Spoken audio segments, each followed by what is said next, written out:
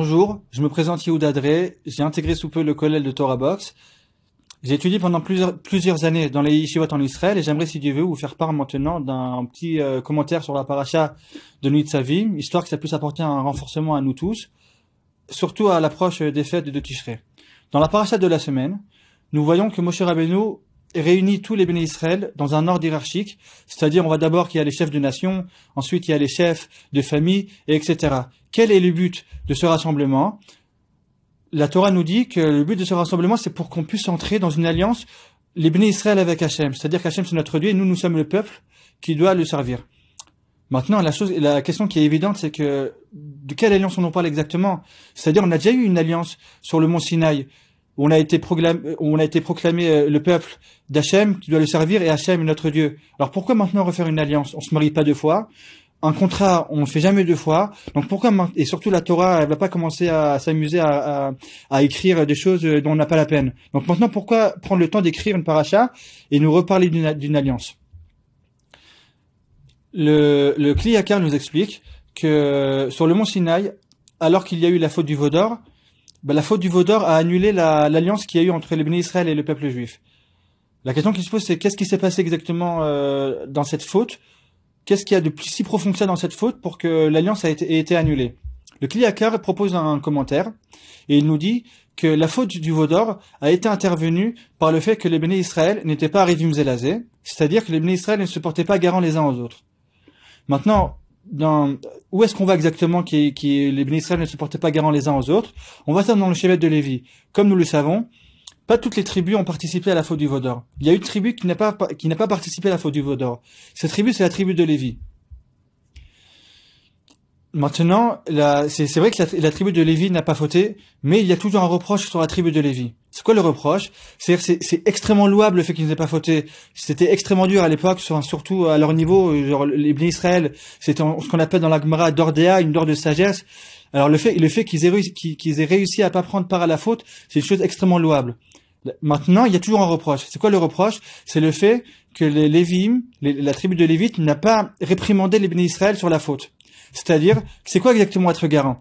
Garant, c'est-à-dire que si par exemple maintenant il y a une personne qui a pris un prêt, on va dire par exemple de 10 000 euros, et moi je me porte garant pour la personne, pour que si jamais elle paye pas sa dette, c'est moi qui dois lui payer la dette. Moi, je ferai tout mon possible pour qu'elle paye sa dette, parce que je sais que si maintenant elle va pas payer sa dette, c'est moi qui vais être obligé de payer sa dette.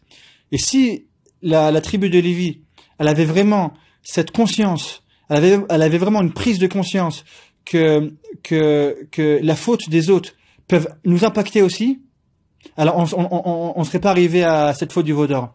C'est-à-dire ce qu'on apprend de là, on apprend un grand yesod, on apprend une grande chose. On apprend qu'on vit pour un klal, c'est-à-dire on est tous dans le même bateau. On vit pas pour soi, et si moi je me comporte bien, et maintenant l'autre il peut faire ce qu'il veut, et l'autre il peut faire ce qu'il veut et je m'en fiche. Non, c'est-à-dire on est tous soudés les uns aux autres. Et c'est pour cette raison que malheureusement il y a eu la faute du veau d'or, c'est-à-dire c'est arrivé à l'idolâtrie. C'est-à-dire que si les Lévim avaient cette conscience d'un peuple soudé, on serait pas arrivé à cette idolâtrie. Et c'est pour ça que dans notre paracha, on nous parle d'une nouvelle alliance. C'est-à-dire l'alliance qui est expliquée ici, c'est une alliance, c'est surtout pour les bénis Israël. C'est une alliance surtout pour nous tous, le peuple juif, qu'on soit soudés les uns aux autres. Maintenant, c'est extrêmement important de faire attention aux autres, etc. Mais il faut vraiment que ce soit dans un ordre. De même qu'on a vu dans la paracha qu'il y a d'abord les chefs de nation, ensuite il y a les chefs de famille. C'est-à-dire d'abord un homme avec sa femme, par exemple. Un homme avec sa femme doit toujours faire extrêmement attention qu'il ne vit pas seul et qu'il y a une personne en face de lui. Et que si la personne en face ne se sent pas bien, c'est lui qui doit se sentir pas bien. Ensuite, c'est les parents envers leurs enfants. C'est-à-dire, on peut pas dire, moi, je vis ma vie, les enfants, ils font ce qu'ils veulent. Non, c'est-à-dire, on a une responsabilité sur nos enfants. Et c'est-à-dire, si maintenant il y a un problème chez un des enfants, le problème, il est chez moi aussi. Il faut qu'on puisse vraiment le ressentir. Et ensuite, chacun à son niveau.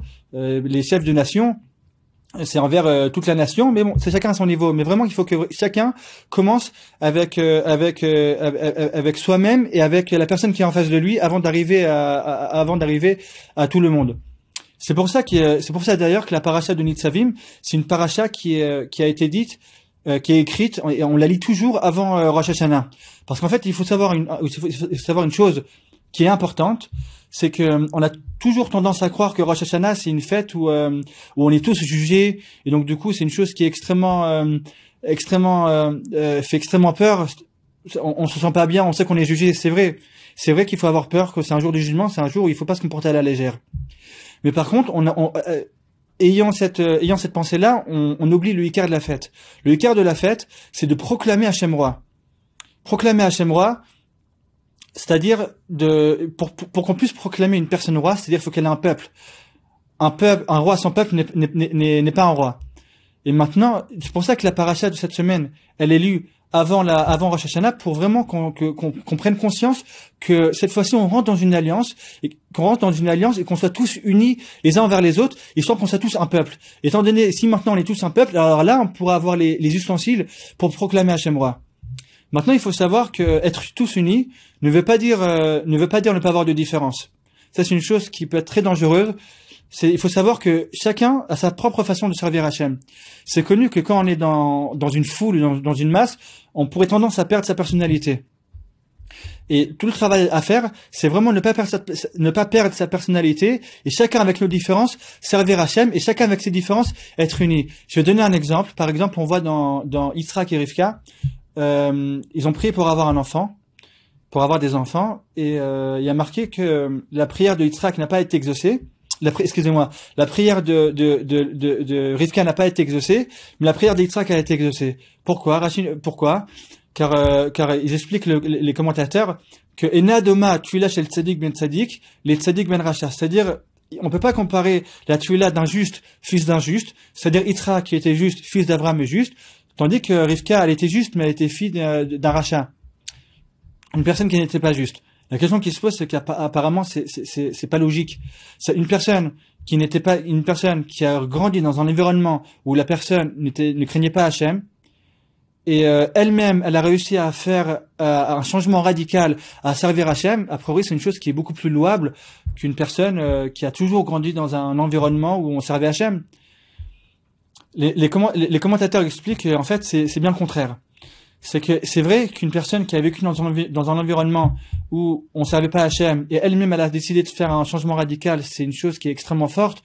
Mais il faut savoir qu'une personne, quand on parle d'un tzaddik ben tzaddik, un juste fils de juste, ça veut dire que le juste, il arrive à servir Hachem et à trouver sa propre façon de servir Hachem. Comme on sait, c'est-à-dire que Abraham Avinu, il avait la médaille du Chesed. Yitzhak, il a réussi à ne pas copier sur son père, à servir Hachem de la même façon. Mais il a réussi à trouver un autre derrière pour servir Hachem, c'est la rigueur, le din. Et c'est une chose qui est extrêmement difficile, et c'est une chose qu'on doit tous, si Dieu veut, c'est-à-dire malgré le fait qu'on est tous unis, mais que chacun puisse, à l'instar de Yitzhak, trouver son propre chemin dans le derrière Hachem. Voilà, j'espère que ce petit chidouche va pouvoir vraiment nous renforcer. Et je vous souhaite à tous Shabbat Shalom.